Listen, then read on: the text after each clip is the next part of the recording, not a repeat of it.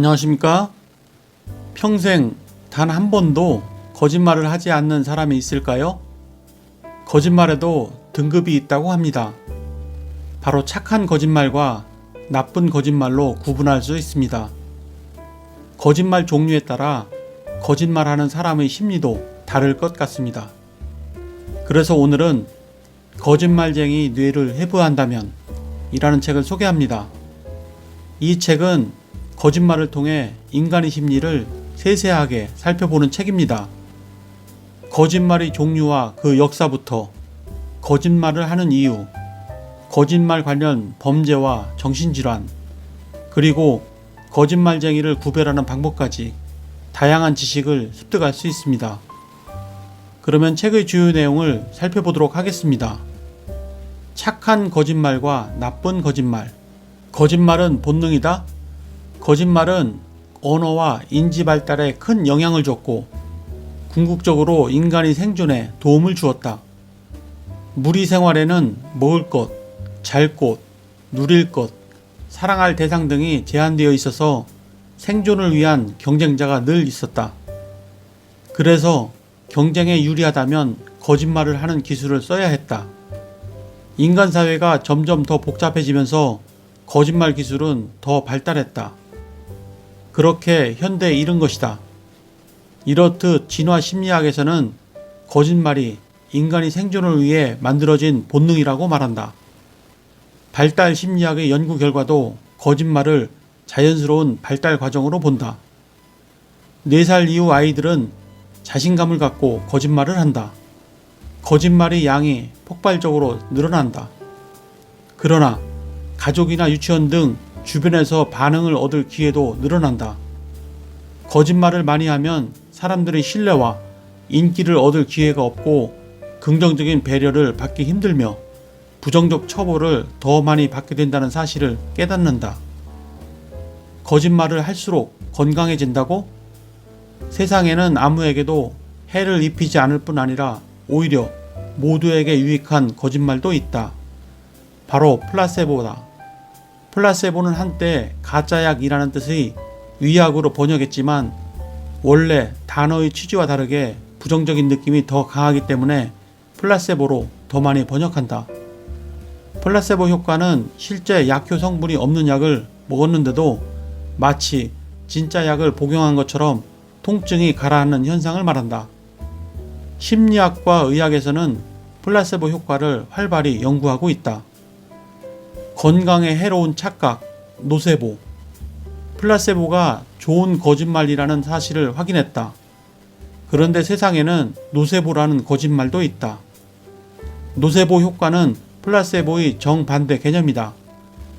플라세보가 실제로는 약효가 없는 것을 약효가 있다고 믿음으로써 효과를 얻는 것이라면 노세보는 실제로 약효과 있는 것도 그렇지 않다고 믿음으로써 효과를 얻지 못하는 것을 가리킨다. 노세보는 단지 약효가 없는 수준에서 멈추지 않기 때문에 더 문제다. 이 약을 먹으면 난 잠을 못 잘 거야 라고 생각하면 잠을 못 자게 된다. 노세보 효과의 가장 대표적인 예는 건강염려증이다.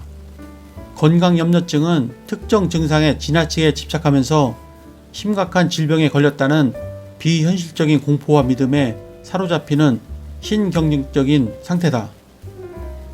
다 같은 거짓말이 아니다. 과장 광고는 왜 만들어지는 걸까?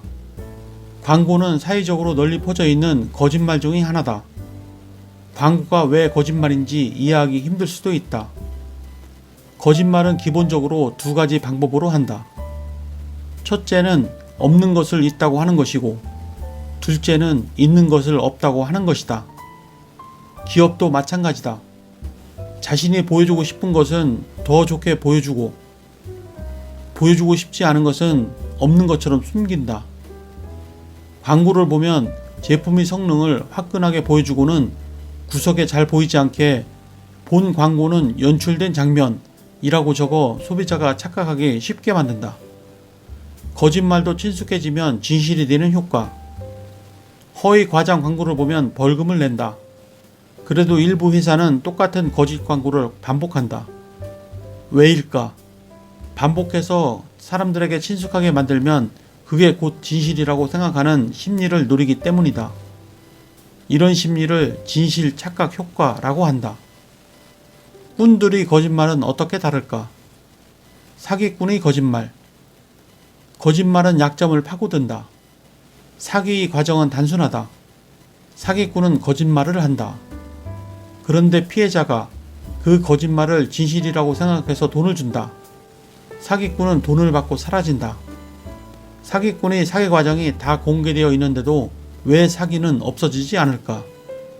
일단 가해자의 한탕 심리 때문이다. 가해자인 사기꾼은 열심히 노력해서 사기를 치지만 열심히 일해서 돈을 벌 생각은 없다. 남이 열심히 벌어놓은 돈을 한 번에 다 뺏고 싶어 한다. 피해자도 한 번에 모든 상황을 반전시킬 기회를 잡고 싶어 한다. 그런데 현실에서는 한 번에 모든 것이 다 바뀌는 기회는 흔치 않다. 흔하지 않으니 더 매달린다. 한 방의 기회가 사실이기를 바라는 마음이 크다 보니 반대되는 증거가 나와도 믿으려 하지 않는다. 심리학에서는 이런 사고방식을 희망적 사고라고 한다. 사기 사건 피해자는 대부분이 이미 큰 돈을 잃은 경험이 있거나 자신이 원래 누려야 할 것을 누리지 못하고 있다며 억울해하는 상태에서 사기꾼을 만난다. 감정적으로 흔들리는 상황에서 사기꾼의 말을 들으니 합리적인 판단을 하지 못하고 사기꾼이 말하는 대로 보고 생각하게 된다. 거짓말을 알아차리는 기술. 거짓말쟁이의 특징.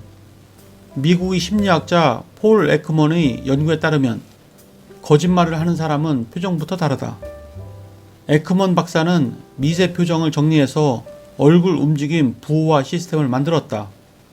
그 시스템을 이용하여 분노와 혐오, 두려움과 놀라움, 두려움과 슬픔과 같은 흔히 혼동하는 감정을 비교하면서 차이점을 교육받으면 거짓말에 속지 않고 진심을 알 수 있게 된다고 주장했다. 상대방이 입은 웃고 있지만 눈가의 근육이 움직이지 않고 있음을 확인해서 거짓말로 짓는 웃음을 알 수 있다는 식이다.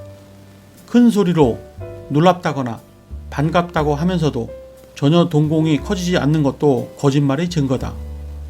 자기도 모르게 턱을 아래로 떨어뜨려 입이 벌어졌다면 확실히 놀란 상태다. 입을 열 때마다 그러니까 내 말은 과 같은 표현을 반복하는 사람도 의심할 필요가 있다. 상대방을 보지 않은 채 얼굴을 가리고 말하는 사람도 거짓말쟁이일 확률이 높다고 한다. 어딘지 모를 어색함이 표정과 행동, 말에서 드러난다고 폴 에크먼 교수는 주장한다. 네, 이상으로 책의 주요 내용을 살펴보았고요. 이 책은 거짓말을 하는 다양한 유형에 대한 설명과 함께 그런 사람들이 거짓말을 할 때의 신체적 특징과 심리적 상태를 알려주고 있습니다. 거짓말은 인간이 밝은 면과 어두운 면을 동시에 보여주는 거울과 같습니다. 거짓말하는 사람들의 심리학적 관점을 이해하는 데 도움이 되셨다면 구독과 좋아요 부탁드립니다. 그러면 다음 시간에 뵙겠습니다. 감사합니다.